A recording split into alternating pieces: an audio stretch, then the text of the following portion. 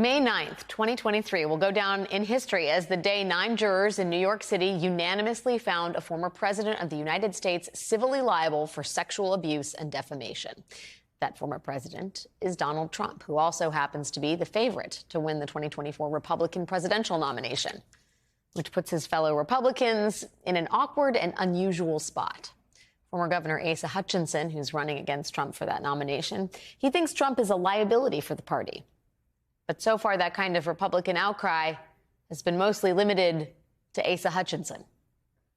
Then there are the other Republican presidential hopefuls like Nikki Haley and Tim Scott and Ron DeSantis, who are all saying nothing at all, literal silence. And then there is Mike Pence, who said a lot of different things without saying much at all.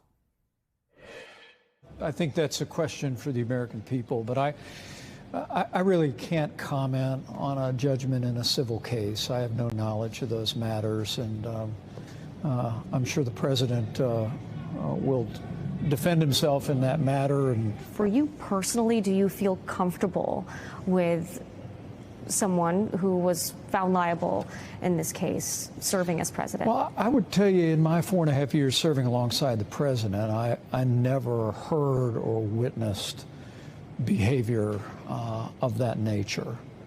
Mike Pence appears to still be courting Trump supporters, even though they erected a gallows on the Capitol and wanted to hang him. But who knows? Perhaps his discretion on this sexual assault case will bring them all back home.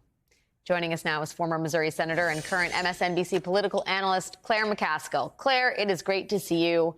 Help me, if you would, Claire, understand, what do you think Mike Pence is doing here? Well, he's just such a coward.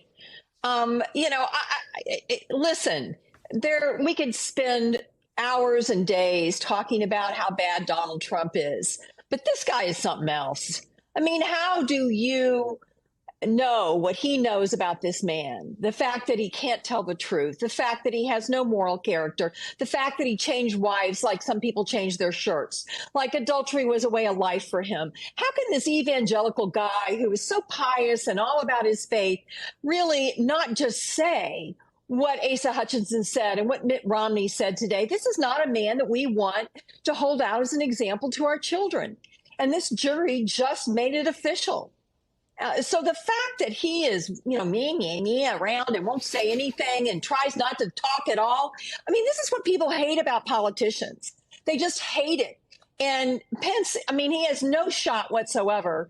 And it's frankly just discouraging to see him not have the guts to just say it like it is. This man was found to have sexually assaulted a woman by a court of law in the United States of America, and he has no business in the Oval Office. Yeah, I completely agree with you. I don't understand why. Why run for president, right?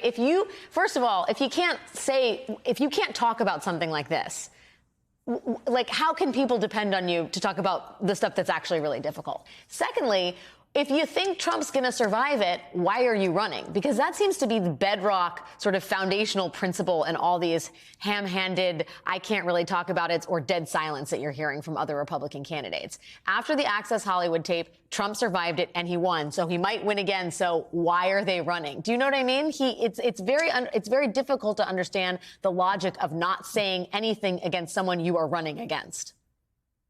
Yeah, all these candidates are handcuffed by the math, Alex. What's going on here is they see that there's about 25% of America that has bought everything Trump is selling. They actually believe Trump won the election. They actually think he's capable of telling the truth. He has defrauded about 25% of America, and they're locked in. They are handcuffed to Donald Trump. And by the way, that's not the majority of America, but guess what? It's the majority of Republican primary voters. So they have to try to not offend those people that are locked in with Trump, at the same time convincing them that they're kind of like Trump, but not really kind of like Trump. So they want to tread very carefully and very lightly to not really turn away those voters they have to have if they have any shot of winning the Republican primary. But all of them are cowards. I mean, Nikki Haley's just as bad. She can't decide whose side she's on any given day.